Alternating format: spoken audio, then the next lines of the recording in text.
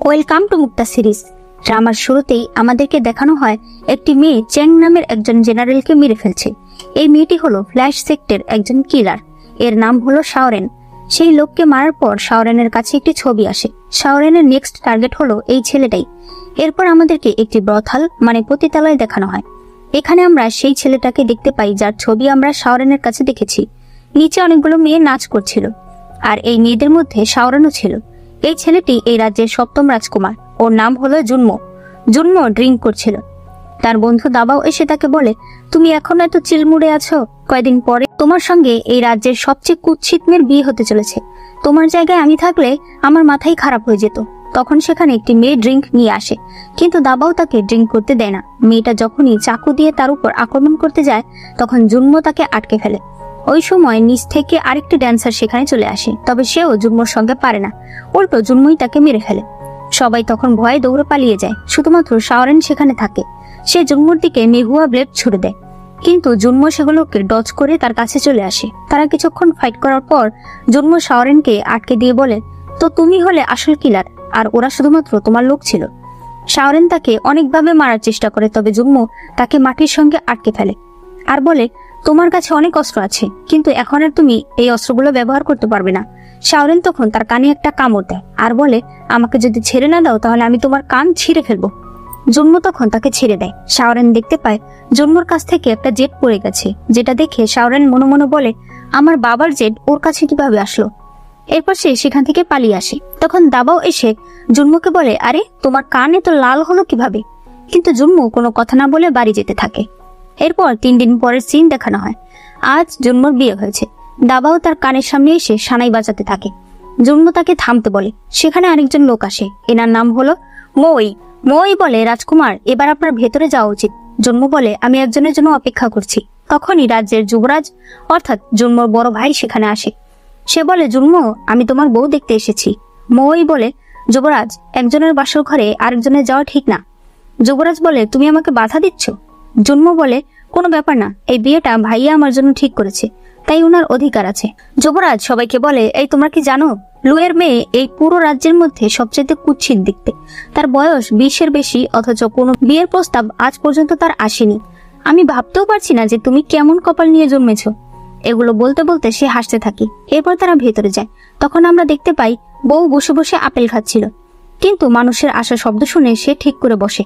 যুবরাজ জুনমোকে বলে, দেখো তুমি যেহেতু কুৎসিত একটা মেয়েকে বিয়ে করেছো, তাই তুমি এই মুখ নিয়ে আর বের হও না, ঠিক আছে? সারা জীবন এই জ্যাসমিন ভিলাতেই পড়ে থেকো। জুনমো বলে, ঠিক আছে। যুবরাজ বলে, তুমি সবসময় একই রকম, আমি বুঝতেই পারি না কখন তুমি খুশি আর কখন তোমার মন খারাপ। এরপর সে নতুন বউয়ের কাপড়টা সরিয়ে বলে, দেখো তোমার বউ দেখে যদি তোমার হাসি পায়। বউ দেখে জুনমো হা করে দেখতে থাকে, আর তাকে দেখে যুবরাজ দাঁত বের করে হাসতে থাকে। কিন্তু এরপর যখন যুবরাজ বউয়ের দিকে তাকায়, তখন আমরা দেখতে পাই এটা আসলে শাওরেন। যুবরাজ বলে, তুমি লুয়ের মেয়ে না? সে তার গলায় তলোয়ার ধরে। শাওরেন তখন কল্পনা করে যে জুনমোর বউয়ের কাছে সে গেছিল যাতে সে তাকে অজ্ঞান করে তার জায়গা নিতে পারে, কিন্তু সেই বউ আগেই বলে, আপু আমাকে বাঁচাও, আমি ওই লোককে বিয়ে করতে চাই না, আমি একজনকে ভালোবাসি। শাওরেন তো এতে আরো খুশি হয়ে যায়। জুনমো এসে যুবরাজের হাত ধরে ফেলে। সে বলে, ভাইয়া তুমি এগুলো কি করছো? যুবরাজ বলে, লুয়ের মেয়ের চেহারা অনেক খারাপ, তাহলে এই মেয়ে লুয়ের মেয়ে কি করে হতে পারে? জুনমো বলে, মিস্টার লু দেখতে লম্বা চওড়া ফর্সা, তার মেয়ে কেন খারাপ হবে? যুবরাজ বলে, তাহলে সবাই যখন বলে যে তার মেয়ে দেখতে খারাপ, তখন সে কোনো কথা কেন বলে না? জুনমো বলে, তার উত্তর তো এখন ওই দিতে পারবে। শাওরেন বলে, আসলে আমি ছোটবেলা থেকেই অসুস্থ, তাই আমি বিয়ে করতে চাইনি, এজন্য বাবা এই কথাগুলো রটিয়েছে। যুবরাজ তাকে ধরে নিয়ে যেতে চায়। জুনমো তখন তার হাত ধরে বলে, তুমি কি এখন সারা রাজ্যবাসীকে এটা দেখাতে চাও যে বিয়ের দিন তুমি তোমার ভাইয়ের বউ নিয়ে চলে গেছো? যুবরাজ বলে, চুপ করো, ঠিক আছে আমি আজ চলে যাচ্ছি। এরপর সে চলে যায়। জুনমো শাওরেনকে বলে, তুমি কেন লুয়ের মেয়ের জায়গা নিয়েছো? শাওরেন বলে, কারণ আমি তোমাকে মারতে চাই। সে তার গায়ের উপর ব্ল্যাঙ্কেটটা ছুঁড়ে দিয়ে চাকু দিয়ে আঘাত করতে চায়, কিন্তু এর ফলে ব্ল্যাঙ্কেটটা ছিঁড়ে যায়, তবে জুনমোর কিছুই হয় না। শাওরেন মনে মনে বলতে থাকে, আমি ওর সঙ্গে পারবো না। জুনমো তাকে বলে, তুমি আমার জন্য যথেষ্ট না। শাওরেন পালাতে চাইলে জুনমো তাকে ধরে ফেলে। এরপর কৌশলে তার হাত থেকে চাকু ফেলে দেয়। সে জিজ্ঞেস করে, তোমাকে কে পাঠিয়েছে? শাওরেন বলে, আমি বলবো না। জুনমো তাকে আঘাত করে একদম ফ্রিজ করে ফেলে। সে তার গায়ের পোশাক খুলতে শুরু করে। শাওরেন চিৎকার করে বলতে থাকে, তুমি এগুলো কি করছো? জুনমো বলে, আজ আমাদের বিয়ে হয়েছে, বিয়ের পোশাক পরার আগে তোমার তো এগুলো ভেবে নেওয়া উচিত ছিল। সে তার পোশাক খুলে তার ভিতরে একটা টোকেন পায়। এটা মহারাজের টোকেন, অর্থাৎ তার বাবার টোকেন। জুনমু বলে, এটা তোমাকে কে দিয়েছে? শাওরেন বলে, এটা আমাকে আমাদের লিডার দিয়েছে। আমি আমার লিডারের খুব পছন্দের লোক। জুনমু তো একদম অবাক হয়ে যায় যে তার বাবাই তাকে মারতে চায়। সে শাওরেনকে বিছানায় নিয়ে ফেলে। এরপর তার পা চেক করে বলে, তুমি তো যৌতুক হিসেবে অনেক অস্ত্র নিয়ে এসেছো। সে আবারও জিজ্ঞেস করে, তুমি সত্যি করে বলো তোমাকে কে পাঠিয়েছে? শাওরেন বলে, তুমি টোকেন দেখেও বুঝতে পারছো না? এদিকে আমরা মহারানী আর যুবরাজকে একসাথে কথা বলতে দেখি। মহারানী বলে, তো তুমি বলছো লুয়ের মেয়ে কুৎসিত নয়, তাহলে তারা আমাদের সঙ্গে ধোঁকা করেছে? নিশ্চয়ই জন্মই কিছু করেছে। যুবরাজ বলে, মা তাহলে চলো ওকে আমরা মেরে ফেলি। মহারানী বলে, এই তুই ঘরে যা, তোর কথা শুনলে আমার মেজাজ খারাপ হয়ে যায়। যুবরাজ তখন চলে যায়। এদিকে জুনমু বলে, যদি সত্যি এই লোক তোমার লিডার হয়ে থাকে আর সে যদি আমাকে মেরে ফেলতে তোমাকে পাঠায়, তাহলে তুমি আমাকে মেরে ফেলো। শাওরেন মনে মনে ভাবে, আরে এই টোকেনটা যার, সে কি অনেক শক্তিশালী নাকি? আসলে সে জানেই না যে এই টোকেনটা আসলে কার। সে তাকে মারতে চায়, কিন্তু তার নজর পড়ে সেই জেটটার উপর। জেটটা হাতে নিলে জুনমু বলে, তুমি এটা ধরবে না, আমার মৃত্যুর আগে এটা কেউ হাত দেবে না। শাওরেন মনে মনে ভাবে, আমার বাবার মৃত্যুর সঙ্গে এই ছেলেটা কি কোনোভাবে জড়িয়ে আছে নাকি? তাহলে তো ওকে মারা ঠিক হবে না। সে তখন বলে, আমার লিডার আসলে তোমাকে মারতে চায় না। জুনমু বলে, তাহলে সে কি চায়? আমাকে জেসমিন বিলাতে নির্বাসনে পাঠিয়ে দিয়েছে, সারা জীবন আমি এখানেই থাকি, তারপরও এখন আবার সে কি চায়? শাওরেন বলে, আপাতত চায় তুমি যেন আমার সঙ্গে ভালো ব্যবহার করো। জুনমু বলে, তাহলে তুমি কি চাও? শাওরেন বলে, আমি চাই তোমার হাতটা কেটে ফেলতে। জুনমু হাতটা বাড়িয়ে দিয়ে বলে, তাহলে কেটে ফেলো। শাওরেন মনে মনে ভাবে, এ তো দেখছি ভয় পাচ্ছে না। সে বলে, না থাক, কাটলাম না। জুনমু বলে, বলো যে তোমার সাহসে কুলাচ্ছে না। শাওরেন তখন তাকে একটা চড় মেরে দেয়। জুনমু তখন প্রচন্ড রেগে যায়। সে বলে, এবার তো তুমি মরবে। ওদিকে আমরা যুবরাজকে দেখি। যুবরাজের কোনো নাম নেই, তাই আমি এর একটা নাম দিতে চাই। আমি এর নাম দিলাম ব্যাককল। ব্যাককল নিজের চেম্বারে এসে বলতে থাকে, আমি নিঃশ্বাস নিতে পারছি না। আর এই কথা শুনে তার লোক তার হাতে একটা চাবুক দেয়, আর দুজন দাসী তার সামনে এসে বসে পড়ে। ব্যাককল তাদের উপর ইচ্ছামতো আঘাত করতে থাকে, মানে এভাবেই সে তার রাগ বের করে। এদিকে আমরা জুনমুকে দেখতে পাই, যে কিনা শাওরেনের ঘাড়ের উপর পাড়া দিয়ে রেখেছে। সে বলে, তোমার লিডারের কারণে তোমাকে জানে মারছি না, তাই তাড়াতাড়ি এখান থেকে চলে যাও। শাওরেন বলে, আমি এখন কি করে যাব? আমি যদি এখন চলে যাই তাহলে আমাকে তোরা মেরে ফেলবে, কারণ আমি তোমাকে মারতে পারিনি। তাই আমাকে কয়েকটা দিন থাকতে দাও, পরিস্থিতি একটু ঠান্ডা হলে আমি চলে যাব। জুনমু বলে, তুমি এখন এখানে থাকতে চাও? শাওরেন বলে, আরে আর কথা বাড়িও না, চলো ভালো খাবার আর ভালো ওয়াইন খেয়ে নেই। সে চেয়ারের উপর পা তুলে বসে খেতে থাকে। জুনমু বলে, তুমি বলবে যে লুয়ের মেয়ের সঙ্গে তুমি কি করেছো? শাওরেন বলে, আরে তুমি চিন্তা করো না, তোমার ওই বউ তার প্রেমিকের সঙ্গে পালিয়ে গেছে, এখন আমি তোমার বউ। সে বলে, আমার এখানে থাকতে হলে তোমাকে কিছু নিয়ম মানতে হবে। প্রথম হলো তোমাকে মেয়েদের মতো থাকতে হবে, দ্বিতীয় হলো তুমি বাইরে বের হতে পারবে না, আর 3 নম্বর হলো তোমাকে আমার সঙ্গে একই ঘরে থাকতে হবে। এটা শুনে শাওরেন বলে, তুমি আমার সঙ্গে কি করতে চাইছো? জুনমু বলে, তুমি তো বললে যে তুমি আমার বউ। শাওরেন বলে, আচ্ছা সমস্যা নেই। সে গিয়ে বিছানায় শুয়ে পড়ে। জুনমু গিয়ে তাকে বিছানা থেকে তুলে নিচে ফেলে দেয়, আর বলে, তোমাকে বিছানায় শোয়ার অধিকার কে দিয়েছে? শাওরেন বলে, তুমি কি কোনো পুরুষ? জুনমু বলে, হ্যাঁ আমি পুরুষ, কিন্তু তোমাকে আমি কোনো মহিলা মনে করি না। সে বলে, একটা বালিশ অন্তত দাও। জুনমু তাকে একটা বালিশ ছুঁড়ে দেয়। এরপর পরদিন সকাল হলে জুনমু ঘুম থেকে উঠে দেখতে পায় তার সামনে অন্য একটি মেয়ে বসে আছে। সে জিজ্ঞেস করে, তুমি কে? মেয়েটি বলে, আমি আপনার স্ত্রীর বোন। আপু সকাল সকাল প্র্যাকটিস করতে যায়। একটু পর শাওরেন সেখানে আসে। জুনমু বলে, তোমাকে আমি থাকতে দিয়েছি, এখন তুমি আবার তোমার বোনকে নিয়ে এসেছো। সে সেই মেয়েকে বলে চলে যেতে। এই মেয়েটার নাম ইওয়ান। শাওরেন বলে, এমন করো না, ওর যাওয়ার কোনো জায়গা নেই। মেয়েটি তখন বাইরে যায়। জুনমু বলে, তোমাকে কাল আমি 3টা কথা বললাম, একটা কথাও তুমি রাখতে পারলে না, তুমি কেন বাইরে গিয়েছিলে? শাওরেন বলে, বাইরে গেছি তো কি হয়েছে, আমি একজনকে রেখে গেছি না। জুনমু বলে, তুমি আসলে কোনোদিনও হয়তো কারো কথা রাখো না। শাওরেন বলে, একথা তুমি কেন বলছো? আমি আজ পর্যন্ত কোনো কথা ভাঙিনি। মার্শাল আর্টের দুনিয়ায় আমি শাওরেনের অনেক নাম ডাক আছে। জুনমু বলে, তোমার নাম শাওরেন? শাওরেন বলে, হ্যাঁ, তুমি আমার নাম আরো শুনেছো তাই না? জুনমু বলে, একদমই না, আমি তো ভাবছি কেমন বাবা যে তার মেয়ের এমন একটা বাজে নাম রেখেছে। শাওরেন রেগে গিয়ে তাকে মারতে গিয়ে বলে, আমার নাম আমার বাবা রাখেনি, এই নাম আমি নিজে রেখেছি, আর আমার বাবাকে নিয়ে কিছু বলবে না, আমি প্রতিশোধ নিতে এসেছি। জুনমু বলে, কিসের প্রতিশোধ? শাওরেন তার মাথায় বাড়ি দিয়ে বলে, তোমাকে কেন বলবো? জুনমু বলে, কিরকম আনকালচার একটা মেয়ে। শাওরেন আরো রেগে যায় আর জুনমুকে মাটিতে ফেলে দিয়ে তাকে কামড়াতে শুরু করে। ওই সময় ইওয়ান সেখানে চলে আসে। ইওয়ানকে দেখে তারা উঠে পড়ে। ইওয়ান বলে, আপু তুমি এমন কেন করছো? এটা তোমার স্বামী, তোমার তাকে সম্মান করা উচিত, ভালোবাসা উচিত। জুনমু শাওরেনের হাত ধরে বলে, চলো আমাদেরকে এক জায়গায় যেতে হবে। এরপর তারা সেই মৌয়ের সাথে দেখা করতে যায়। মৌ একে দেখে শাওরেনের মনে পড়ে এই মই তার বাবার পেটে তলোয়ার ঢুকিয়ে দিয়েছিল। শাওরেন তখন প্যানিক হয়ে যায় আর সে অজ্ঞান হয়ে যায়। জন্ম তাকে ঘরে নিয়ে আসে। ইওয়ান জিজ্ঞেস করে আপুর কি হয়েছে। জন্ম ভাবতে থাকে হঠাৎ করে মইকে দেখে ও কেন প্যানিক হয়ে গেল। সে তখন সেখান থেকে উঠে যায়। এদিকে মইয়ের কাছে একজন লোক এসে বলে আমি খোঁজ নিয়ে দেখলাম ওই মেয়েটা লুয়ের মেয়ে নয়। মই বলে ঠিক আছে। তখন জন্ম সেখানে আসে। সে বলে আপনি নিশ্চয়ই জানেন যে ও লুয়ের মেয়ে নয়, কিন্তু তারপরও আমি ওকে কেন আমার সাথে রেখেছি জানেন? কারণ ও বাবার লোক। মই বলে মহারাজ আপনাকে মারতে চায়। জন্ম তাকে সরিয়ে দিয়ে বলে আপনি কি ভেবেছেন আপনাকে আমি ক্ষমা করে দিয়েছি? আপনি 10 বছর ধরে আমার খেয়াল রাখছেন। আমি আপনাকে বাঁচিয়ে রেখেছি শুধুমাত্র ইয়াওকে খোঁজার জন্য। একবার তাকে পেয়ে গেলে আমি আপনাকে জানে মেরে ফেলবো আর আমার মাস্টারের মৃত্যুর প্রতিশোধ নেব। মই বলে এটা আমি ডিজার্ভ করি। জন্ম এরপর সেখান থেকে চলে আসে। এরপর সে শাওরেনের জন্য একটা খাবার নিয়ে আসে। সে ইওয়ানকে বলে তুমি এখান থেকে যাও। ইওয়ান বলে আমি তো ক্লান্ত না। জন্ম বলে আমাকে যেন এক কথা দ্বিতীয়বার বলতে না হয়। ইওয়ান এরপর চলে যায়। শাওরেন ধীরে ধীরে বলতে থাকে বাবা আমি তোমার মৃত্যুর প্রতিশোধ অবশ্যই নেব। জন্ম মনে মনে ভাবে মই কি ওর বাবাকে মেরেছে। শাওরেন কল্পনা করে তার সামনে তার বাবা বসে আছে। সে বাবা বলে ডাক দেয়। জন্ম বলে তোমার মতো আমার কোনো মেয়ে নেই। শাওরেন তখন উঠে বসে। সে বলে তুমি এখানে কি করছো? জন্ম বলে আমি তোমার জন্য ওষুধ নিয়ে এসেছি। শাওরেন মনে মনে ভাবে এই ওষুধে কি বিষ আছে নাকি।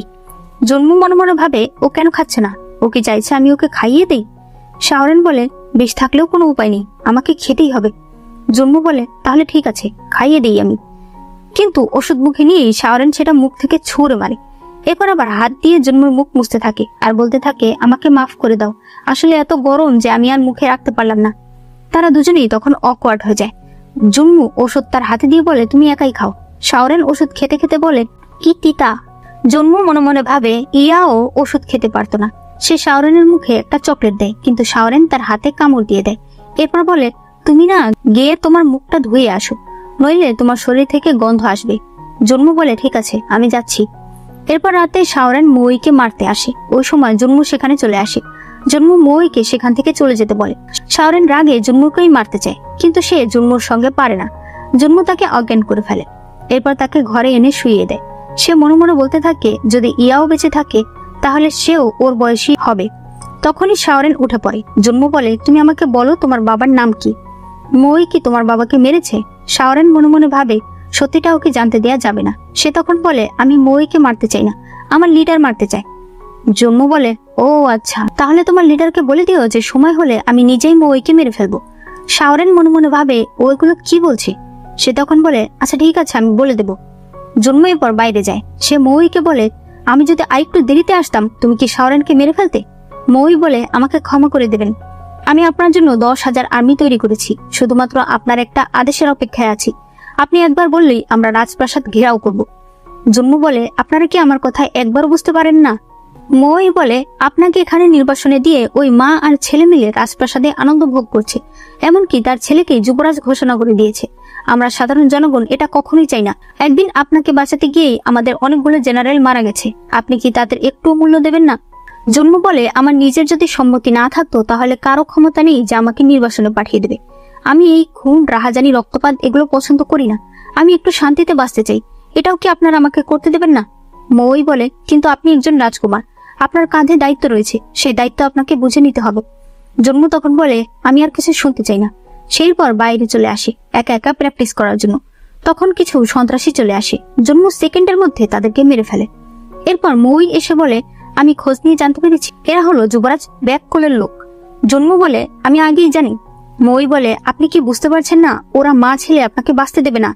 জন্ম বলে সেটা আমার সমস্যা, আপনি এখন এই জ্যাসমিন ভিলা থেকে চলে যাবেন, কয়েক সপ্তাহ পর ফিরবেন। শাওরেন চলে যাওয়ার পর মই বলে আপনি ওই মেয়েটাকে বাঁচিয়ে রাখবেন? জন্ম বলে মানুষ মেরে আপনার তৃপ্তি হয়নি, আপনি এখনো মানুষ মারতে চান? মই বলে কিন্তু ও বেঁচে থাকলে এখানে সবসময় অশান্তি লেগেই থাকবে।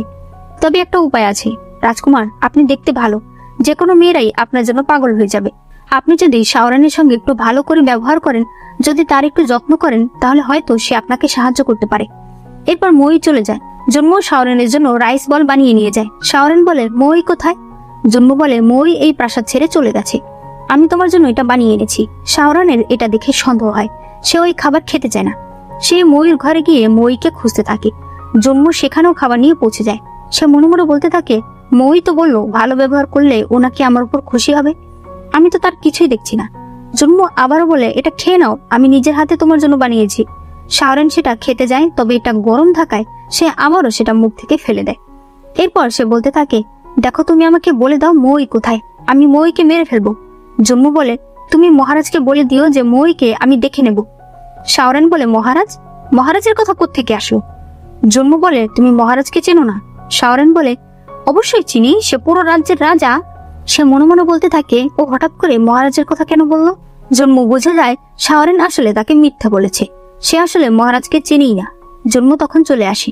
পরদিন সকালে ব্যাককলের কাছে তার লোকের লাশ চলে যায়। তার মা এসে তাকে বলে, তোমাকে আমি বলেছিলাম এসব কাজে মন না দিতে। ব্যাককল বলে, আমি কিছু করিনি। তার মা তখন তাকে একটা চড় মারে। এদিকে জন্মু কোথাও যাচ্ছিল, তার পেছন পেছন শাওরেনও চলে আসে। জন্মু বলে, তুমি কোথায় যাচ্ছ? শাওরেন বলে, আমি তোমার সাথে যাচ্ছি মইকে খুঁজতে। জন্মু তার গলায় পাখাটা ধরে বলে, ওই দিন বথালে তুমি আমাকে মারতে চেয়েছিলে, তুমি কি এবার সত্যি করে বলবে তুমি আসলে কে? কিন্তু শাওরেন তাকে কিছু বলে না, শুধু সেই জেটের দিকে তাকিয়ে থাকে। জন্মু বলে, তুমি কি জেটটাকে চেনো? তুমি কি জৌলিকে চিনো? জৌলি হলো শাওরেনের বাবা। কিন্তু শাওরেন বলে, না, আমি জৌলিকে চিনি না। জন্মু তখন তাকে আঘাত করে আবারও ফ্রিজ করে ফেলে। এরপর আবারও সে তার পোশাক খুলতে শুরু করে। শাওরেন বলতে থাকে, তুমি এগুলো কি করছো? জন্মু বলে, তাহলে বলো তুমি আসলে কে? শাওরেন নিজের সকল এনার্জি দিয়ে সেই ফ্রিজ স্ট্রোক ভেঙে ফেলে। এরপর জন্মুকে বলে, তুমি একটা রাক্ষস। সে দৌড়ে চলে যাওয়ার সময় তার পায়ে ব্যথা পেয়ে যায়। জন্মু তখন তাকে কোলে নিয়ে নেয়। এরপর বলে, ঠিক আছে, তুমি যদি আমাকে মারতে চাও তাহলে যে কোনো সময় চেষ্টা করে দেখো। একটু পর সে তার পা দেখে বলে, মনে হচ্ছে মুচকে গেছে, একটু ব্যথা লাগবে, সহ্য করে নিও। এরপর সে এমন মোচড় দেয় যে শাওরেন একটা জোরে চিৎকার দেয়। পরে সে বুঝতে পারে যে সত্যি তার ব্যথা চলে গেছে। এরপর তারা দুজন পানির কাছে বসেছিল। জন্মু পানিতে পাথর ছুটছিল। সে বলে, একটু আগে আমি যে ব্যবহারটা করেছি সেটা আমার করা একদমই উচিত হয়নি। এটা কোনো ভদ্র মানুষের কাজ না, তাই আমাকে ক্ষমা করে দিও। আমি আসলে তোমার মুখ থেকে সত্যিটা জানতে চাইছিলাম। শাওরেন একটা পাথর নিয়ে সেটাকে স্কিপ করে ছড়ে, যেটা দেখে জন্মু বলে, এটা দেখে আমার মায়ের কথা মনে পড়ে গেল। শাওরেন বলে, আমি তোমার মায়ের মতো হতে চাই না। জন্মুর কথাটা খারাপ লাগে, সে সেখান থেকে উঠে চলে যায়। এরপর শাওরেন ঘরে আসলে ইওয়ান বলে, তুমি কি জন্মুকে পছন্দ করে ফেলেছো নাকি? শাওরেন বলে, এগুলো কি বলছো? ইওয়ান বলে, হ্যাঁ, মনে রেখো, ও কিন্তু তোমার শত্রুর মাস্টার, অর্থাৎ মইয়ের মাস্টার। শাওরেন বলে, এটা কি বলছো? জন্মু মইয়ের মাস্টার কি করে হয়? ইওয়ান বলে, কারণ এই বাড়ি জন্মুর, মই জন্মুর সকল কথা শোনে। শাওরেন বলে, তাহলে তো ওরা দুজনেই মরবে। এদিকে জন্মু এসেছিল গোসল করতে। তখন সেখানে শাওরেনের আসার শব্দ শুনে জন্মু লুকিয়ে পড়ে। শাওরেন এসে কাউকেই দেখতে পায় না। সে পেছনে ঘুরলেই জন্মুর সঙ্গে ধাক্কা লাগে। শাওরেন তার শরীর দেখতে থাকে। জন্মু তখন বলে, আমরা দুজন এখন সমান হয়ে গেছি, দুজন দুজনকে দেখে ফেলেছি। শাওরেন তাকে চড় মারতে গিয়ে বলে, তুমি একদম নির্লজ্জ। জন্মু বলে, আমার গোসলখানায় তুমি লুকিয়ে আমাকে দেখতে এসেছো, আবার আমাকেই বলছো আমি নির্লজ্জ। শাওরেন বলে, তোমাকে কে দেখতে এসেছে? তাদের হাতাহাতিতে হঠাৎ শাওরেন পড়ে যেতে থাকলে জন্মু তাকে ধরতে চায়, কিন্তু এতে তারা দুজনেই পানিতে পড়ে যায়। জন্মু বলে, এবার তো আর তুমি আমাকে মারতে পারবে না। শাওরেন বলে, তুমি আর মই দুজনেই খারাপ। জন্মু বলে, তুমি আমাকে সত্যিই মেরে ফেলতে চাও? শাওরেন বলে, তুমি মরে যাওয়াই ডিজার্ভ করো। জন্মুর তখন মনে পড়ে ছোটবেলায় তার সামনেই শাওরেনের বাবাকে মেরে ফেলা হয়েছিল। জন্মু সেখানে শাওরেনকে ইয়াও বলে ডাকছিল, আর শাওরেন তাকে রেন বলে ডাকছিল। আর এই কারণেই তারা এখন দুজন দুজনকে চিনতে পারছে না। তখন বাইরে থেকে শব্দ আসে যে বাইরে কিছু লোক এসেছে। জন্মু শাওরেনকে বলে, তুমি এখানেই থেকো। সে বাইরে গেলে একটি ছেলে আর একটি মেয়ে সেখানে আসে। মেয়েটি মনে মনে বলতে থাকে, এত সুন্দর চেহারা। সে চাবুক দিয়ে তার উপর আঘাত করতে চায়, কিন্তু শাওরেনও সেখানে দৌড়ে দৌড়ে আসতে থাকে। ছেলেটি শাওরেনের কাছে যায়। এরপর সে তার নিজের চেহারা দেখিয়ে বলে, তুমি আমাদের সঙ্গে কোঅপারেট করো। সে তার হাত ধরে জন্মুকে থেমে যেতে বলে। জন্মু যখন এখানে দৌড়ে আসে, সেই মেয়েটি চাবুক দিয়ে আঘাত করতে থাকলে শাওরেন সেই আঘাতটা নিজে নিয়ে নেয়। তারা তখন পালিয়ে যায়। জন্মু তাদের পেছনে যেতে চাইলে শাওরেন তাকে না করে। এরপর সে জন্মুর কাঁধে করে আসছিল। সে মনে মনে বলছিল, এটাই সুযোগ, আমি ওকে মেরে ফেলি। জন্মু বলে, তুমি কেন কখনোই আমার কথা শোনো না? তোমাকে আমি বললাম ভেতরে থাকতে, তুমি কি আমাকে মেরে ফেলার জন্য সুযোগ খুঁজছো? শাওরেন বলে, হ্যাঁ। জন্মু বলে, তাহলে একটু আগে তুমি চাবুকের আঘাতটা নিজে কেন নিলে? শাওরেন বলে, কারণ আমি চাই না তোমাকে অন্য কেউ মারুক। ঘরে এসে জন্মু শাওরেনের আঘাতে ওষুধ লাগাতে চাইলে শাওরেন জামা ধরে রাখে। জন্মু বলে, আমাকে বিশ্বাস করো। এরপর সে যখন ওষুধ লাগাচ্ছিল তখন সে সেখানে একটা ছোট লাল দাগ দেখতে পায়। সে মনে মনে বলে ওঠে, ইয়াও। সে শাওরেনকে জিজ্ঞেস করে, এই দাগটা কিসের? শাওরেন বলে, এটা আমার জন্মদাগ। জন্ম পুরোপুরি শিওর হয়ে যায় যে এটাই ইয়াও। সে তখন প্রচন্ড খুশি হয়ে যায়, তবে সে শাওরেনকে বলে না যে সেই আসলে রেন। এরপর জন্ম শাওরেনকে বিছানায় ঘুমাতে দেয়। শাওরেন যখন নিচে জন্মকে ঘুমাতে দেখে তখন তার মনে পড়ে ছোটবেলায় সে তার বাবার সাথে রেনদের প্রাসাদে এসেছিল। রেন তখন তার মায়ের মেমোরিয়াল ট্যাবলেটের সামনে মাটিতে শুয়েছিল। শাওরেনের বাবা তাকে বলেছিল তুমি গিয়ে ওর সাথে কথা বলো। শাওরেন জন্মর সাথে কথা বলতে চায়, তবে জন্ম তাকে সরিয়ে দেয়। কিন্তু শাওরেন তারপরও তাকে জড়িয়ে ধরে রাখে আর বলে তুমি নিজের সকল দুঃখ আমার সঙ্গে শেয়ার করো। এসব মনে করে শাওরেন নিচে যায়, কিন্তু শাওরেনকে পেয়েই জন্ম তাকে জড়িয়ে ধরে রাখে। এরপর বলে আমি অনেক টায়ার্ড, চলো ঘুমাই। তারা দুজনেই তখন ঘুমিয়ে পড়ে।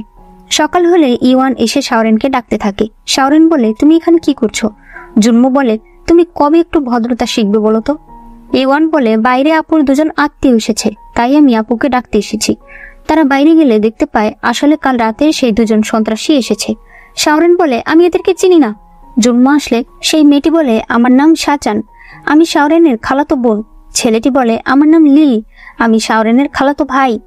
জন্ম মনে মনে ভাবে তার মানে এরা ইয়াও এর বন্ধু। সে বলে ঠিক আছে তোমরা ভেতরে আসো। শাওরেন বলে না না, ওরা চলে যাক। জন্ম বলে আরে আমার মিসেস, এত রাগ করো না। তারা তো এটা শুনে আকাশ থেকে পড়ে যায়। শাচান বলে এটা কি করে হতে পারে, তোমরা কি করে বিয়ে করতে পারো?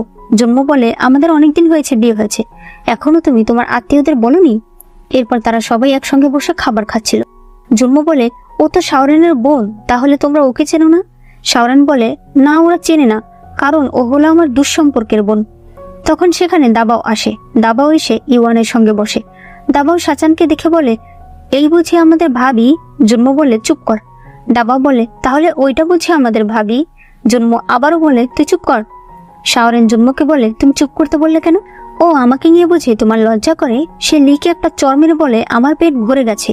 সে চলে যেতে থাকলে লিও বলে আমারও খাওয়া হয়ে গেছে। তারা দুজন এক জায়গায় যায়। শাওরেন বলে তোমরা এখানে কেন এসেছো? লি বলে তুমি তো জন্মকে মারতে এসেছিলে, তাহলে তুমি তাকে বিয়ে কেন করে নিলে? শাওরেন বলে আর একটা কারণ আছে। লি বলে এবার লিডার আমাদেরকে বলেছে তোমাদের দুজনকে মেরে ফেলতে। শাওরেন চিৎকার দিলে লি তার মুখ চেপে ধরে। এগুলো দূর থেকে দাঁড়িয়ে জম্মু দেখছিল। জিয়ালাসিতে সে ফেটে যাচ্ছিল।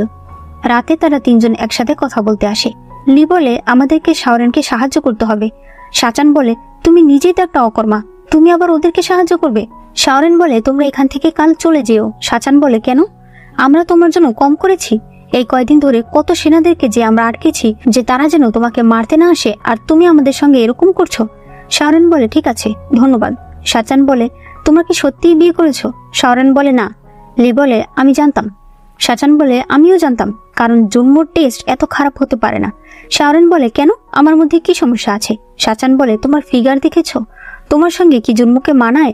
জন্মর সঙ্গে শুধুমাত্র আমাকে মানায়। শাওরেন তো তাকে গিয়ে মারতে শুরু করে আর বলতে থাকে আমার ফিগারের কি হয়েছে। ওপর থেকে এইসব কথা জন্ম শুনছিল আর সে হাসছিল। লি বলে আরে তোমরা এগুলো বন্ধ করো, এবার ভাবো যে আমরা এখন কি করব। শাচান বলে তুমি তো নিজেই একটা অকর্মা, তুমি আবার কি করবে? শাওরেন বলে অকর্মা মানে কি? ও কি করেছে?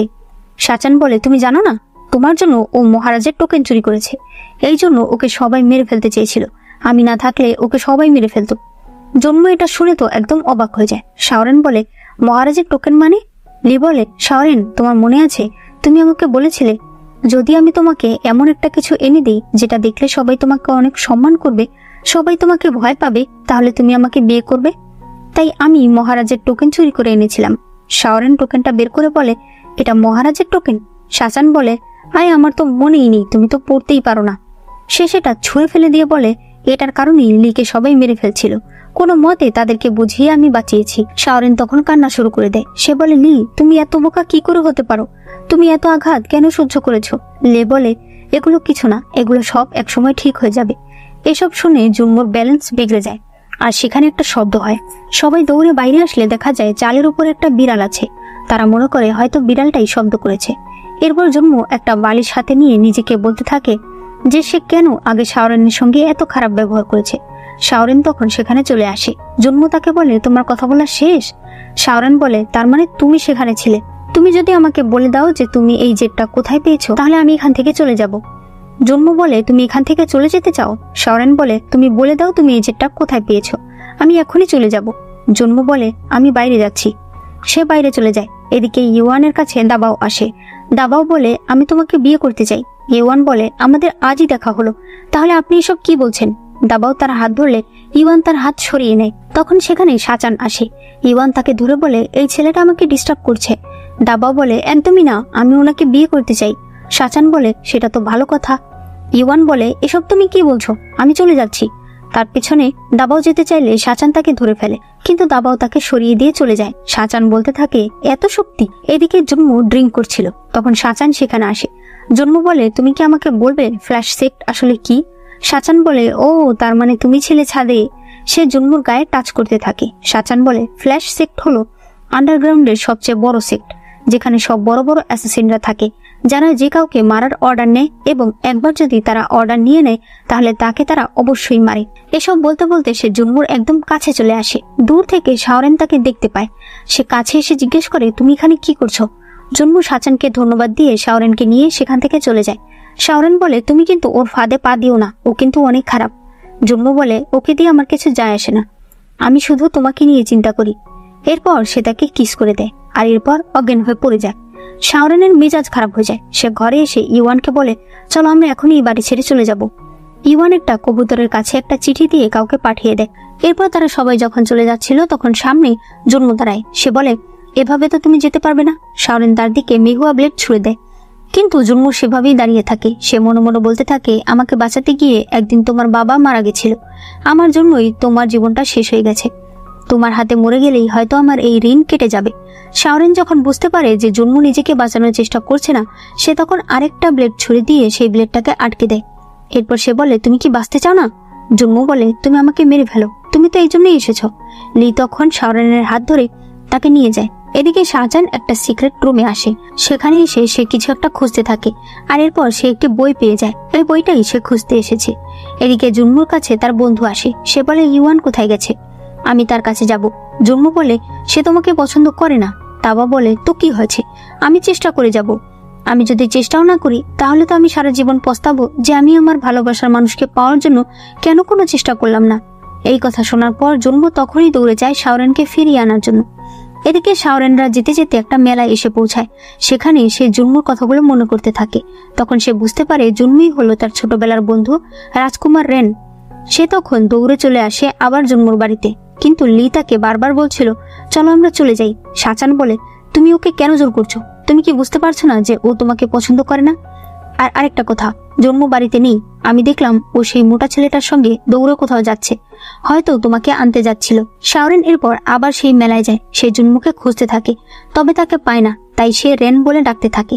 তখন জন্মু তাকে দেখতে পায়, কিন্তু রাস্তায় অলরেডি অনেক লোক ছিল যারা কিনা জন্মুকে মারতে এসেছিল। শাওরেন একাই তাদের সবাইকে মেরে ফেলে। জন্মু শাওরেনকে জড়িয়ে ধরে। ওই সময় আরেকজন লোক চাকু নিয়ে আসলে জন্মু তার পাখা দিয়েই তাকে মেরে ফেলে। এরপর পরদিন সকালে শাওরেন সুন্দরভাবে সেজে আসে। শাওরেন বলে, তুমি কখন বুঝতে পারলে যে আমি ইয়াও? জন্মু বলে, আমি আগেই বুঝতে পেরেছি, তোমার জন্মদাগ দেখে। শাওরেন বলে, তাহলে কিছু বললে না কেন? জন্মু বলে, আমার লজ্জা লাগছিল, কারণ আমি তোমার সঙ্গে অনেক খারাপ ব্যবহার করেছি। ইয়াও, আমার কারণে একদিন তোমার বাবা মারা গেছে। আমার সবসময় মনে হয় তোমার জীবন এরকম হওয়ার পেছনে আমি দায়ী। শাওরেন তখন তাকে কিস করে। এরপর বলে, এজন্য আমি তোমাকে দোষ দিই না। জন্মু এই কথা শুনে খুব খুশি হয়। সেও এরপর শাওরেনকে কিস করে। এদিকে শাহজাহান লিখে দেখায় যে সে একটি বই পেয়েছে, যেখানে শাওরেনের বাবা অর্থাৎ জলি নিজের কয়জন শত্রু আছে এবং কারা কারা তার কি কি ক্ষতি করতে চেয়েছে এগুলো লিখে রেখেছিল। এটা পেয়ে তারা দুজনেই অনেক খুশি হয়। জন্মু শাওরেনকে তার বাবার জেটটা দেয়। সে জেটটা দেখে বলতে থাকে, আমি মোইকে মেরে ফেলবো, এরপর আমার বাবার মৃত্যুর প্রতিশোধ নেব। জন্মু বলে, আমি তোমাকে কিছু দেখাতে চাই। সে তাকে সেই ঘরে নিয়ে যায় শাওরেনের বাবার সেই বইটা দেখানোর জন্য, কিন্তু তারা দেখতে পায় সেখানে বই নেই। শাওরেন এরপর লিয়ের কাছে আসে আর বলে, আমি জানি বই তোমরাই চুরি করেছো, তাই তাড়াতাড়ি সেটা বের করে দাও। সে সারা ঘর খোঁজে ঠিকই, তবে সে তো পড়তে পারতো না, তাই সেই বই সে আর খুঁজে বের করতে পারে না। এদিকে আমরা মইকে দেখি যে কিনা মহারানীর কাছে এসেছে। মহারানী বলে, তুমি ওই ছেলেটার পক্ষ নিয়ে কি করছো? মই বলে, রাজকুমার জন্মু মার্শাল আর্টে মাস্টার হয়ে গেছে, সে আপনার জন্য অনেক বড় একটা সমস্যা হয়ে দাঁড়াতে পারে। মহারানী তখন বলে, তাহলে তুমি কেন আছো? অনেক বছর আগেও তুমি আমাকে সাহায্য করেছিলে মহারানী হয়ে উঠতে, এখনো আমাকে সাহায্য করো। আমার ছেলে যখন সবকিছুর ক্ষমতা পেয়ে যাবে তখন আমি তোমার সঙ্গে একটা সুন্দর জীবন কাটাবো। বলো, তুমি কি আমার ভালোবাসার এইটুকু মূল্য দেবে না? মই বলে, অবশ্যই, আপনি যা বলবেন আমি তাই করব।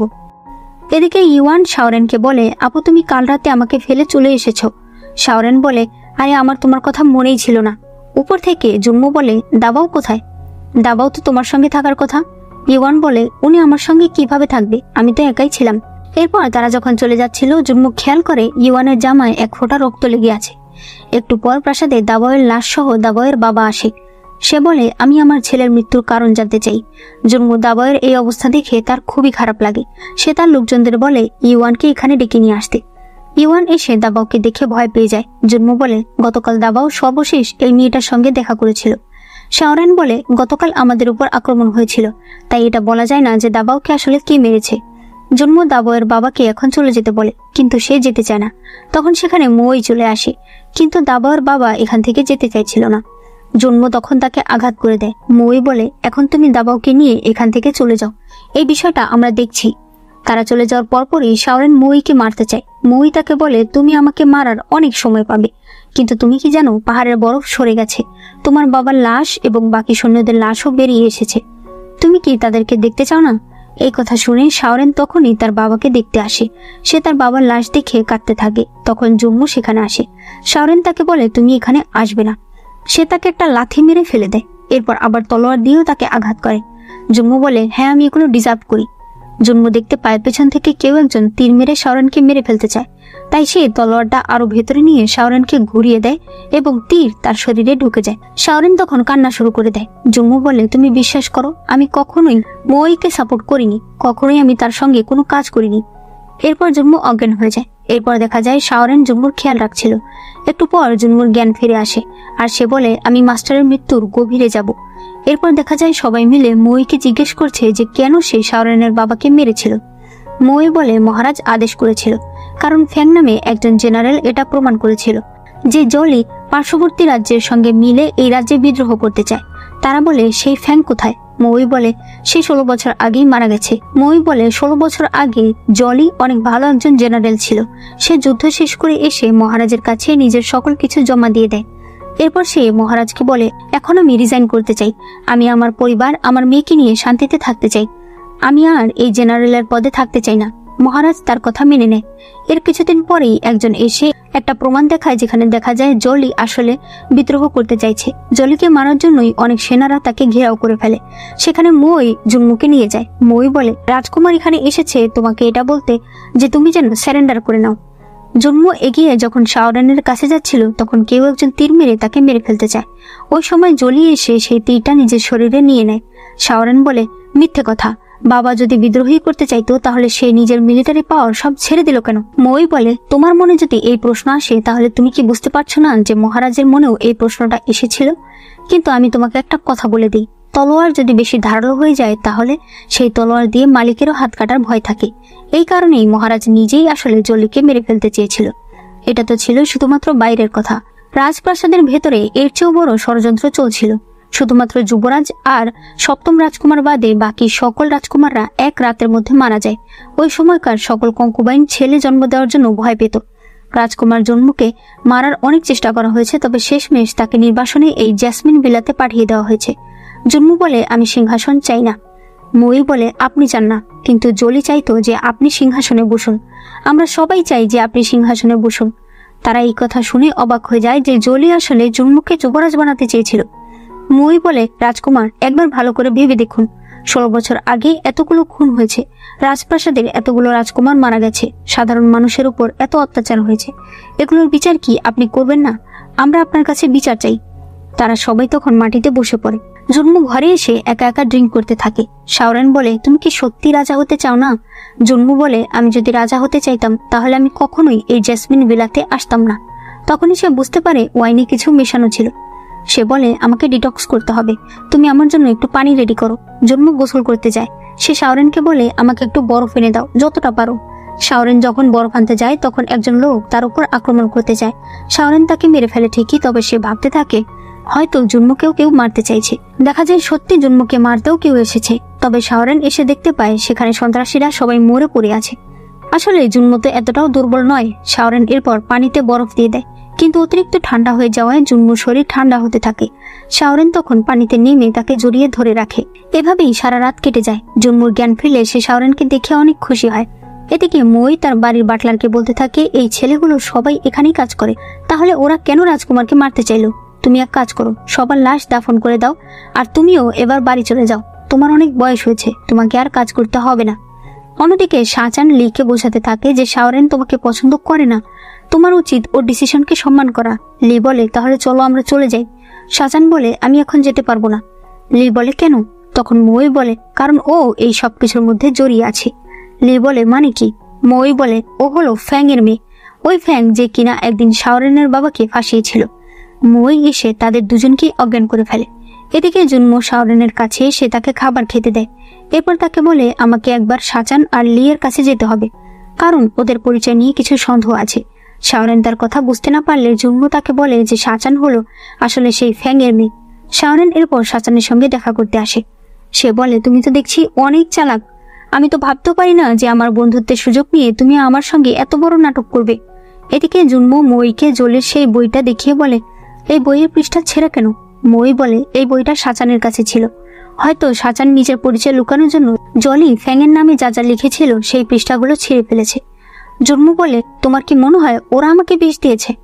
মই বলে, আমি শিওর না, আমি বুঝতে পারছি না এই কাজটা কে করেছে। এদিকে শাওরেন শাহজাহানকে ছেড়ে দেয়, কারণ আসলে সে বুঝতে পেরেছে যে শাহজাহান জন্মুকে বিষ দেয়নি। এরপর তারা যখন বাইরে আসে তখন লি আর জন্মু সেখানে আসে। জন্মু বলে, আরেকজন কোথায়? মানে তারা ইউয়ানকে খুঁজছে। তখন দেখা যায় ইউয়ানকে এই বাড়ির বাটলার মেরে ফেলতে চাইছে। সবাই দৌড়ে গিয়ে তাকে বাঁচিয়ে নেয়। তখন বাটলার বলতে থাকে, কাল আমি ওই ওয়াইনে রাজকুমারকে বিষ দিয়েছিলাম, কিন্তু এই মেয়েটা সেটা দেখে ফেলেছে, তাই এই মেয়েটাকে মারার জন্য আমি কাল থেকে চেষ্টা করে যাচ্ছি। শাহজাহানের কিছু সন্দেহ হয়। এরপর বাটলার বলতে থাকে, আমি জানি আপনারা আমার অনেক যত্ন করেছেন, কিন্তু এই রাজ্য মহারাজের, তাই আমি মহারাজের হয়ে কাজ করি। জন্মু বলে, ওনাকে নিয়ে গিয়ে বন্দি করো। বাটলার বলে, আমি আপনাদের একটা কথা বলতে চাই, আমার মৃত্যুর পরে আমার উত্তরাধিকারদের আপনারা কিছু করবেন না। এই কথা বলেই সে বিষ খেয়ে নেয় এবং সাথে সাথেই সেখানেই মারা যায়। বাকিরা সবাই অবাক হয়ে যায় যে সেটা কি করলো। তখন জন্মু মুখ থেকেও রক্ত পড়তে শুরু করে, কারণ তার সেই বিষের প্রভাব এখনো যায়নি। এদিকে ইউয়ান কোথাও যাচ্ছিল, তখন শাহজাহান আর লি তাকে ফলো করতে থাকে। তারা একটি খালি জায়গায় আসলে শাহজাহান বলে, ওর কাছে কিন্তু সাবধানে যেও, ও কিন্তু মার্শাল আর্টে এক্সপার্ট। ইউয়ান বলে, তুমি কিভাবে জানলে? শাহজাহান বলে, শিয়াল যতই নিজের পরিচয় লুকিয়ে রাখুক তার গন্ধ কিন্তু যায় না। ওই দিন আমি বুঝতে পেরেছি দাবায়ের অনেক শক্তি, কিন্তু তুমি তার হাত ছাড়িয়ে নিয়েছিলে। তখনই আমি বুঝতে পেরেছি তোমার মার্শাল আর্টও অনেক স্ট্রং, কিন্তু একটা জিনিস ভেবে খারাপ লাগছে যে তুমি ছেলেটাকে মেরেই ফেললে। ইউয়ান বলে, তো কি হয়েছে, ও অনেক বেশি জ্বালাচ্ছিল, এখন আমি তোমাদেরকেও মেরে ফেলবো। তখন সেখানে আরো অনেক লোকেরা চলে আসে, কিন্তু ওই সময় ডজনে ডজন মেহুয়া ব্লেড এসে তাদের সবার গায়ে লেগে যায় আর সবাই একসাথে মারা যায়। ইউয়ান উপরে তাকিয়ে দেখতে পায় শাওরেন এসেছে। বাইরে থেকে জুনমু সেখানে আসে। ইউয়ান বলে, তোমার তো মরে যাওয়া উচিত। জুনমু বলে, তোমার এই সামান্য বিষে আমি মরবো না। ইউয়ান বলে, তুমি কিভাবে বুঝলে? জুনমু বলে, আমি দাবার শরীরে তোমার মেকআপ পেয়েছিলাম। এরপর তারা তাকে ধরে বাড়িতে নিয়ে আসে। তারা তাকে জিজ্ঞেস করে, তুমি মহারানীর হয়ে কতদিন ধরে কাজ করো? ইউয়ান বলে, আমি মহারানীর হয়ে কাজ করি না। জুনমু তখন দাবায়ের বাবাকে খবর দেয় আর বলে, আপনি ওকে নিয়ে যেতে পারেন। লোকটি বলে, নিয়ে তো যাব, তবে আমি ওকে মারবো না। আমার ছেলের লাশ আমি এখনো দাফন করিনি, ওকে নিয়ে গিয়ে আমি আমার ছেলের সঙ্গে ওকে জীবন্ত দাফন করে দেব। ইউয়ান এটা শুনে শাওরেনকে বলতে থাকে, আমাকে বাঁচাও, আমাকে যেতে দিও না, আমি তোমার স্বামীর বিষের অ্যান্টিডোট এনে দিতে পারবো। শাওরেন বলে, ড্রাগন পিলস? তুমি চিন্তা করো না, ওগুলো আমি নিজেই নিয়ে আসতে পারবো। তারা ইউয়ানকে নিয়ে চলে যায়। এরপর দেখা যায় শাওরেন জন্মুর জন্য ওষুধ নিয়ে এসেছে। জন্মু ওষুধ খেয়ে বলে, শাওরেন, আমি তোমার সঙ্গে সারা জীবন থাকতে চাই। সে ভীষণ রোমান্টিক হয়ে যায়। এরপর তাদের মধ্যে সবকিছু হয়ে যায়। সকালে শাওরেন বলে, আমি ফ্ল্যাশ সেক্টে যাব, কারণ ড্রাগন পিলস আনতে হবে। জন্মু বলে, এটার কোনো দরকার নেই, আমি ভালো আছি, আর তাছাড়া রাতে তুমি আমাকে যে ওষুধ দিয়েছো সেটাই আমার জন্য যথেষ্ট। শাওরেন বলে, তুমি এগুলো কি বলছো? তারা অনেক দুষ্টামি করছিল। এরপর শাওরেন লি এর কাছে আসে। লি তাকে বলে, তুমি ওর কাছে গিয়ে আমার নাম বলো, ঠিক আছে? শাওরেন বলে, ঠিক আছে। শাহজাহান শাওরেনকে বেঁধে নিয়ে যায় ফ্ল্যাশ সেক্টে। গিয়ে বলে, আমি শাওরেনকে ধরে নিয়ে এসেছি। সেখানকার মহিলা শাওরেনকে ভালো করে দেখে। এরপর সে তাকে ভেতরে যেতে বলে, কারণ এখন এখানে তাদের লিডার নেই।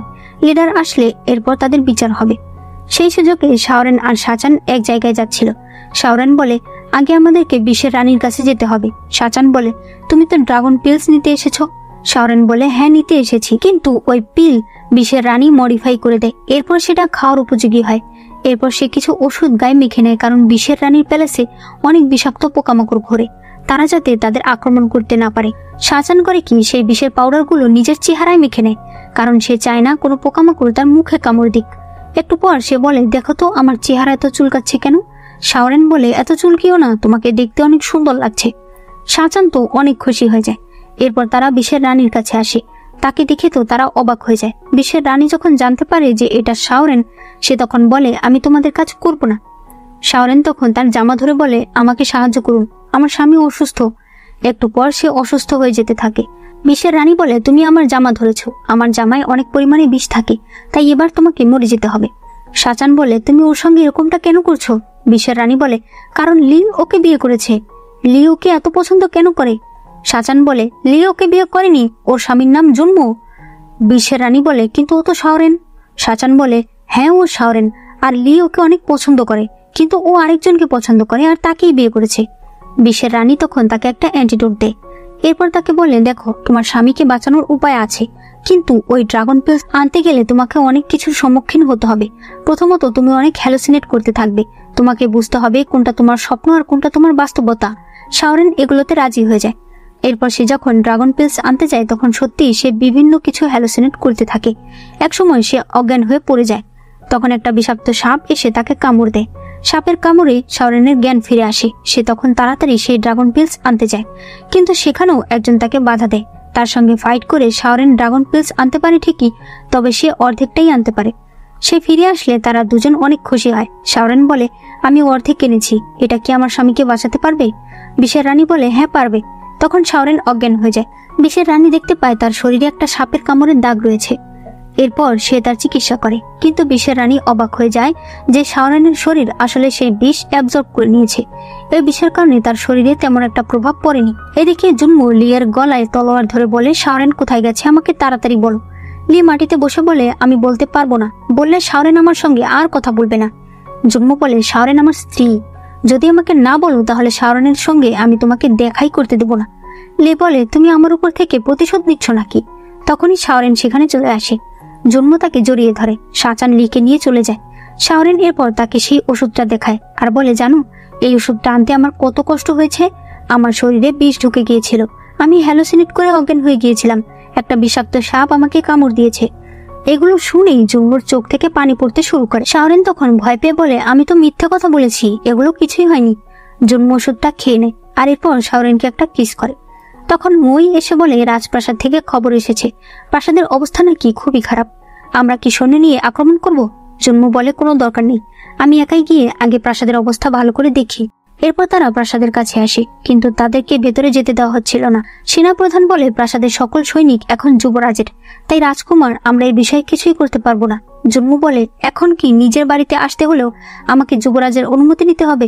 শাহজাহান সেই সেনাপ্রধানের কাছে গিয়ে তাকে মাখন লাগিয়ে বলতে থাকে, আপনি কেন আমাদের কথা বুঝতে পারছেন না? ওটাও রাজকুমার, এটাও রাজকুমার, আপনি শুধু একজনকে ফেভার করছেন। পরবর্তীতে যদি ক্ষমতা জন্মুর কাছে চলে আসে তখন আপনি কোথায় যাবেন? তারা এরপর ভেতরে চলে যায়। সামনে সেখানে ব্যাককল ছিল। ব্যাককল তাদেরকে দেখে প্রচন্ড রেগে যায়। সে সবাইকে বন্দি করতে বলে। শাওরেনকে সে নিজের ঘরে নিয়ে আসে। শাওরেন বলে, জন্মু কোথায়? ব্যাককল বলে, কোথায় আর, মায়ের কাছে। শাওরেন বলে, মনে হচ্ছে তোমার মা তোমার থেকে বেশি জন্মুকে পছন্দ করে। ব্যাককল বলে, তো কি হয়েছে, আমি তার ছেলে। শাওরেন বলে, এজন্যই বুঝি সে কথায় কথায় তোমাকে ধরে মারে। ব্যাককল তখন কল্পনা করে কিভাবে ছোটবেলা থেকেই তার মা কিছু হলেই তাকে ধরে মারত। শাওরেন ধীরে ধীরে তার বাঁধন কাটছিল। এদিকে জুনমুকে মহারানীর কাছে আনা হয়। মহারানী তার হাতের বাঁধন খুলে দেয়। এরপর তাকে নিয়ে চেম্বারে বসে। মহারানী বলে, আমি শুনলাম তুমি নাকি সৈন্যদের নিয়ে এখানে বিদ্রোহ করবে। জুনমু বলে, আমিও তো শুনলাম আপনি নাকি ফ্ল্যাশ সেক্টর লোকেদের ভাড়া করে এনেছেন আমাকে মারতে। মহারানী রেগে গিয়ে বলে, তুমি কি আমাকে মা বলে ডাকতে পারো না? জুনমু বলে, আপনি আমার মা না, তাহলে আমি আপনাকে কেন মা বলে ডাকবো? এদিকে দেখা যায় শাহজাহানকে কিছু গার্ডেরা দেখতে আসছিল। শাহজাহান তখন তাদেরকে সিরিয়াস করতে শুরু করে। এরপর সে তাদেরকে মেরে যখন সেখান থেকে আসতে চায় তখন আরো সেনারা সেখানে চলে আসে। তখন মই তাকে বাঁচায়। এদিকে ব্যাককল শাওরেনকে যখনই আঘাত করতে যায় শাওরেন নিজেই তখন তাকে আঘাত করে দেয়। ব্যাককল বলে, তুমি কে? শাওরেন বলে, আমি তোমার ভাইয়ের বউ, তোমার ভাবি। সে তার উপরে মেহুয়া ব্লেড ছুড়ে দেয়, যেটা পেছন থেকেই সে তার গায়ে লাগে আর তার গলায় মেহুয়া ব্লেড ধরে বলে, এখন আমার সঙ্গে ধীরে ধীরে বের হবে। এদিকে মহারাজের কাছে লি আসে। সে বলে, মহারাজ, মহারানী আপনাকে ডেকেছে। মহারাজ তখন বলে, রানীর তো কোনো এনচ নেই। রানীর আছে শুধু দাসী। লি তখন বলে, আমাকে জন্ম পাঠিয়েছে, আপনাকে আমার সঙ্গে যেতে হবে। অন্যদিকে মহারানী বলে, তুমি আমার সঙ্গে সব সময় কেন রেগে থাকো? আমি তোমার মাকে মারিনি, তোমার মাকে মেরেছে রানী শাও। তবে তোমার মায়ের মৃত্যুর কিছুদিন পরই সেও মারা যায়। তোমার বয়স তখন 9 বছর। কিন্তু এরপর সে থেমে বলে, নাকি তুমি রানী শাওকে মেরেছ? জন্ম তখন তার দিকে ঘুরে তাকায়, মানে সত্যিই সে রানী শাওকে মেরেছে। এরপর লি মহারাজকে এনোজের পোশাক দেয় আর বলে তাড়াতাড়ি এটা পরে নিতে, কারণ এভাবেই তাদেরকে বাইরে যেতে হবে। এদিকে শাওরেন ব্যাককলকে নিয়ে মহারানীর কাছে আসে, কিন্তু যখন সে মহারানীকে দেখে তখন সে বলে, আপনি রানী? জন্ম তো একদম অবাক হয়ে যায়। তখন আমাদেরকে দেখানো হয় ওই দিন শাওরেনের বাবা মারা যাওয়ার পর সেই জায়গায় যখন অনেক বরফ পড়ছিল, শাওরেনের গায়েও তখন অনেক বরফ পড়ে যায়। সে প্রায় মরে যাচ্ছিল, তখন মহারানী গিয়ে তাকে বাঁচায়। একটু পরেই মই সাচানকে নিয়ে আসে আর সে মাটিতে বসে বলে, মহারানী, আমি সব কাজ করে দিয়েছি।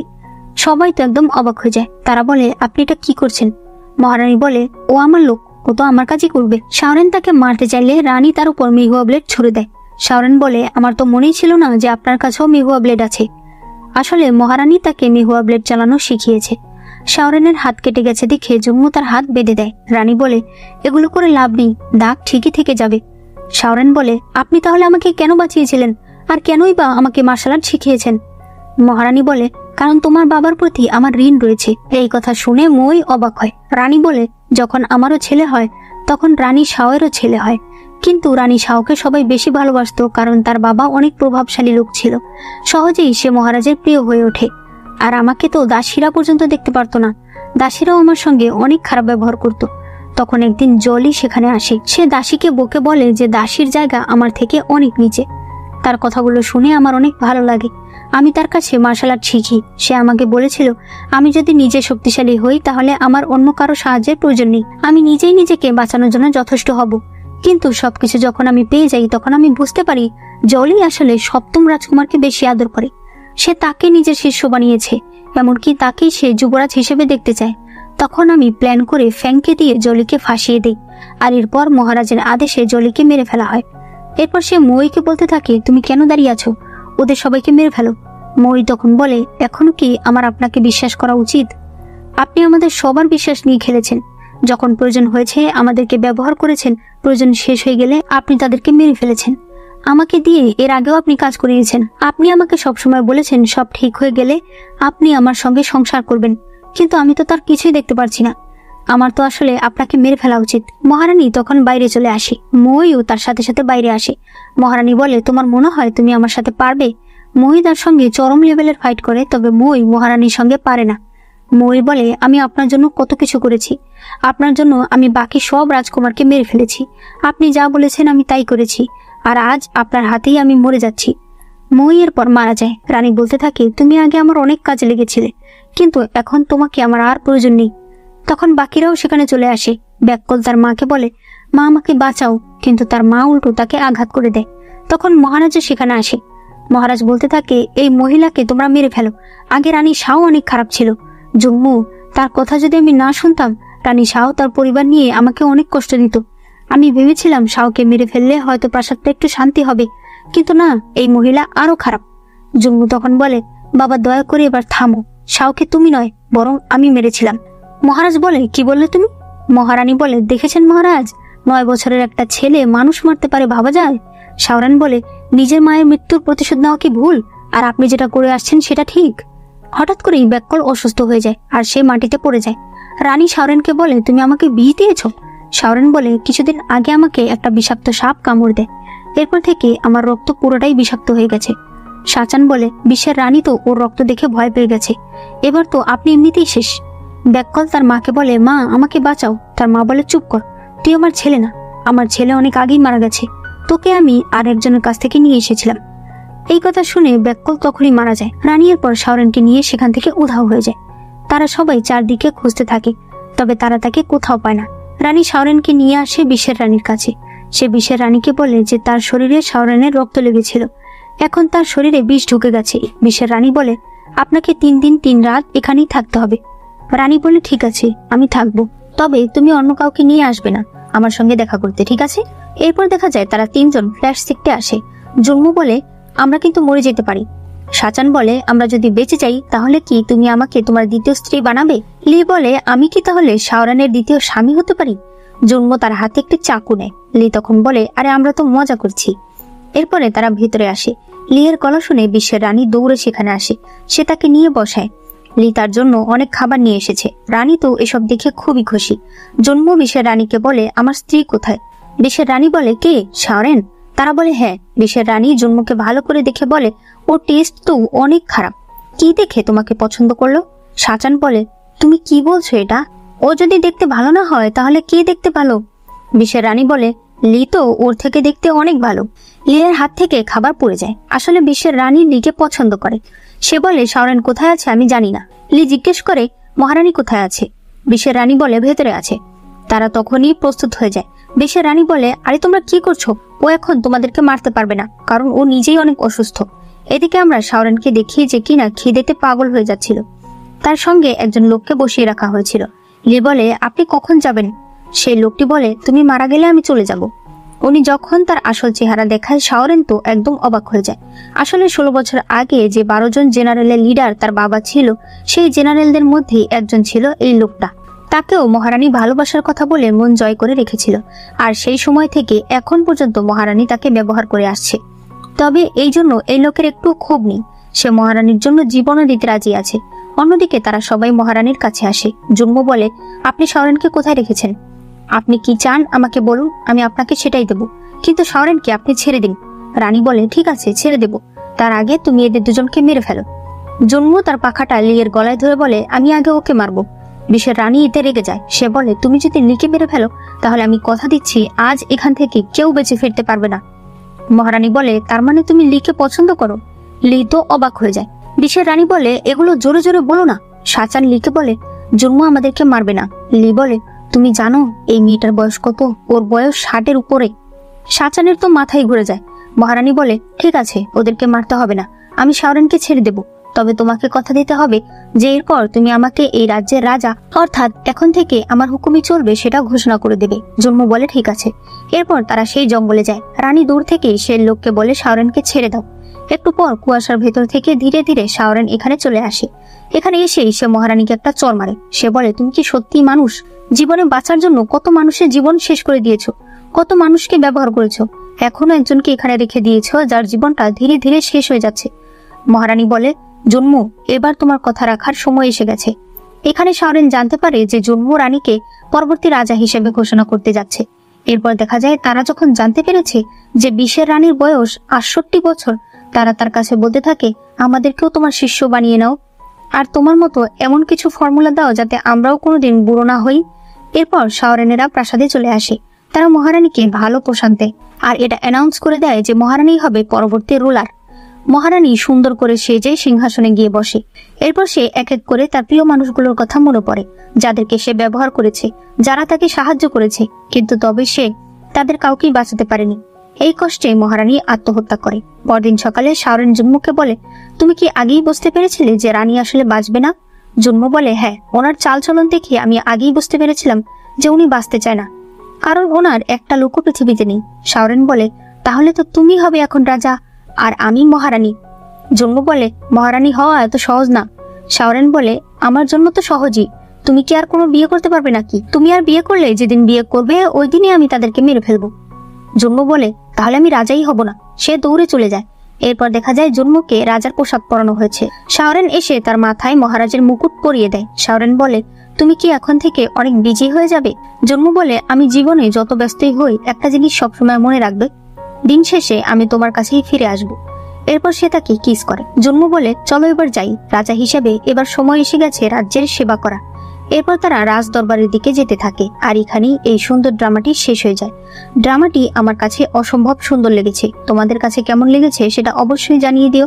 অবশ্যই লাইক করো, আর চ্যানেলে নতুন হলে চ্যানেলটাকে সাবস্ক্রাইব করে দিও।